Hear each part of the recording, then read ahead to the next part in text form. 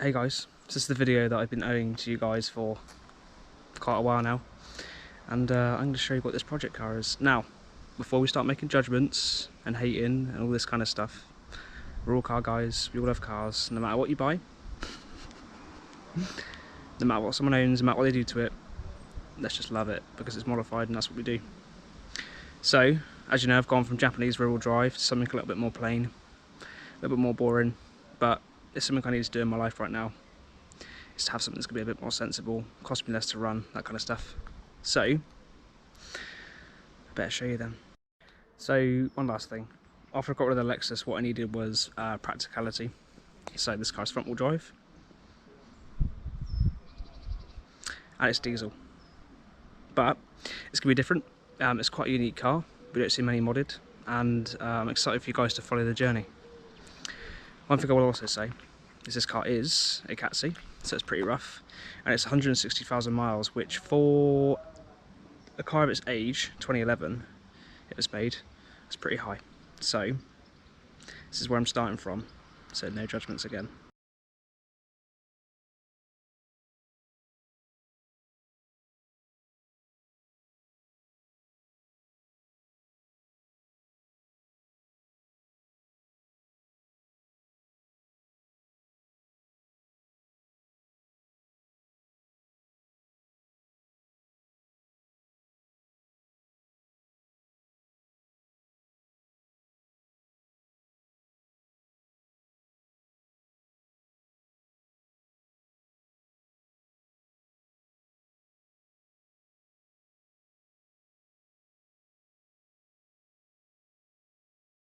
So, for you guys that don't know what it is, that is a Peugeot RCZ, and it is one of the holy grail cars of Peugeot I've always wanted to own.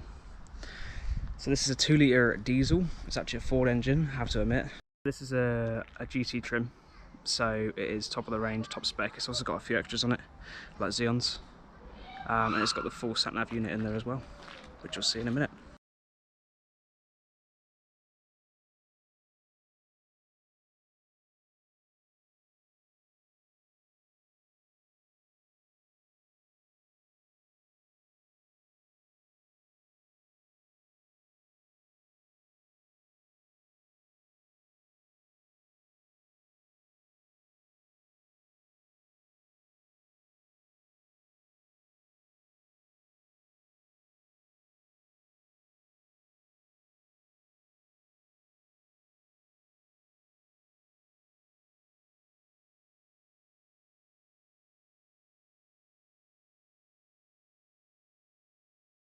So the key focus for this car is the daily. The main modifications I'm going to do without running through the whole list, in essence, is going to make it faster, louder, lower, a little better, and focusing on cleaning the car up a bit. Also, the chrome parts of the car need to be getting rid of. It's going to make this all black. So with mileage being high, you can only assume there's going to be issues, so I'm going to run you through a few of the current things I need to sort, and I'll make separate videos about what I've already done, because I've already had to fix a lot on this to get it working as it is. So this is a Cat C. I'm assuming it's a front end hit, because you can see how the bonnet doesn't fit properly with the light fit on here. Look. So it's kind of sat too high on that one side, see? Also the front bumper, as you can see, has seen better days. Here, the paint is like non-existent. Chipstone to shit. The actual, I can actually finger my bumper, not many people can do this. The parking sensors are hidden behind here. Parking sensor here is also dropped, so they're not exactly working at the moment. But I've got huge plans for this front bumper. In about a week's time, it's in, to have some special work done to it, which you guys will soon see. Not a big fan of all the chrome lights and the chrome fogs, but they will also be dealt with in time. The only thing I've done to this bumper since getting it is front and back gel plates, because you just got to, and I've also fitted this Zunsport grille, which has helped to hide some of the damage on this side here where it's been previously hit at some point. And also I think it looks wicked, especially black. Wheels, they're actually quite nice for stock wheels as rims. This one's the best condition, you can see it's fairly curbed. I'm almost going to show you the worst. but these will be going in replacement for some different alloys. Here is one of the worst. Yeah, not very good. These are actually 19s, 8J19s. Big old boys. Not very common to get big 19s on Peugeots, but these will be replaced with a new set of 19s, which will come up in the video soon.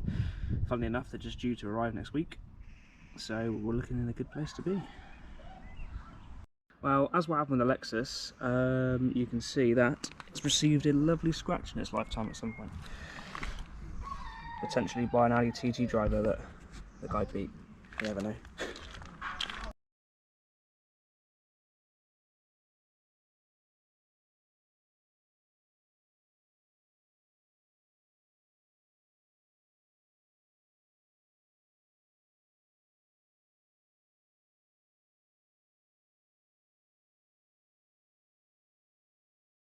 These engines love to airlock.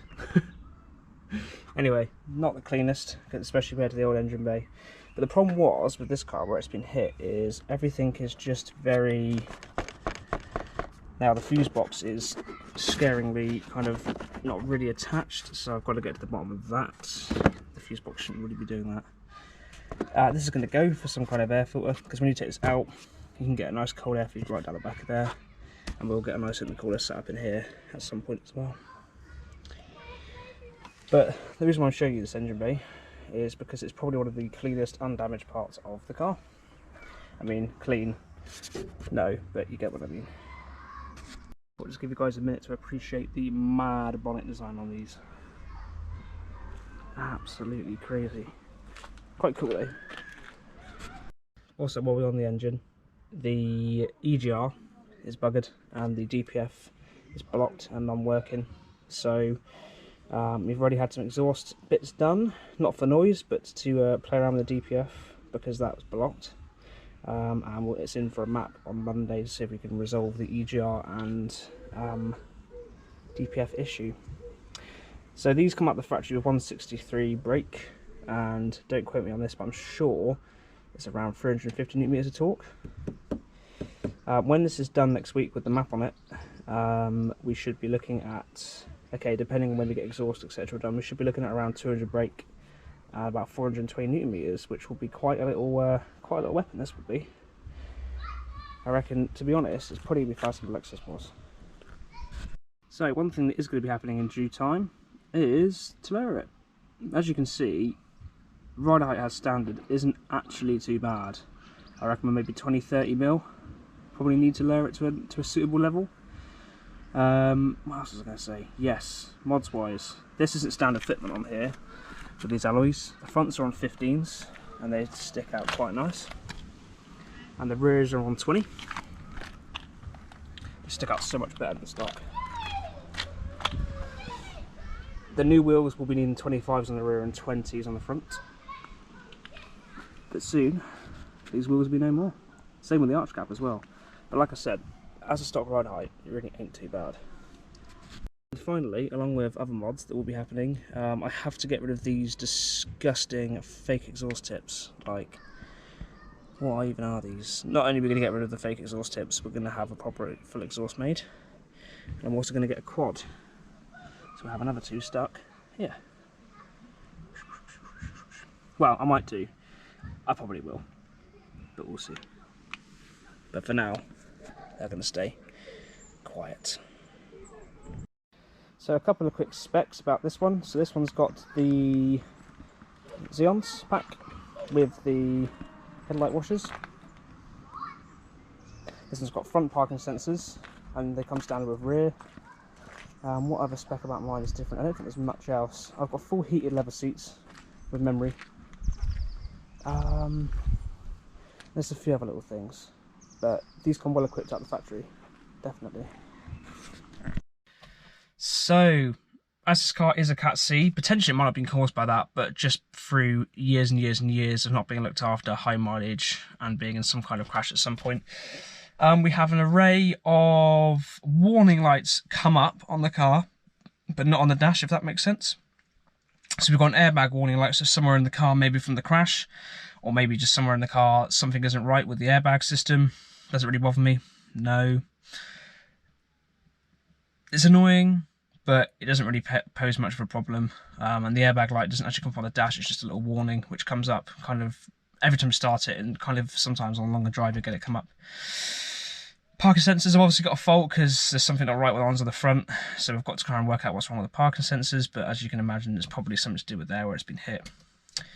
We've got an engine like warning message come up. I know engine management light, but if you look on there, there's an absolute influx of codes. But I think again a lot of it's due because of the fact it's had a crash.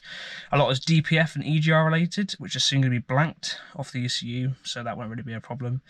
And I've obviously got a tyre, a TPS warning come up because one of the rear tyres hasn't got a tyre pressure sensor in it, and subsequently they're all going to get removed when I put the new wheels on. And so at some point I'll be able to visit someone who's got Peugeot Planet. We can zap most of these little things off. But apart from that, apart from the messages that come up, the car drives fine. And I'm really excited to see how it's going to be after the map tomorrow. Cool, and there you go. That's the video about the new car. I'll probably get a dyno run sometime when COVID's over to give you guys a proper readout of what it's doing. I'm kind of excited because at the minute, since we've had to play around with the DPF, we have an engine management light and so forth, as you would imagine. So yeah, I'm excited to see what happens, and I hope you guys enjoy the journey. It's going to look very different, and hopefully it'll be quite a nice little unique car to have in the car scene. So yeah, thanks for watching, and I'm going to do another video pretty much straight away discussing with you guys about things I've had to replace in it so far. It's big bills.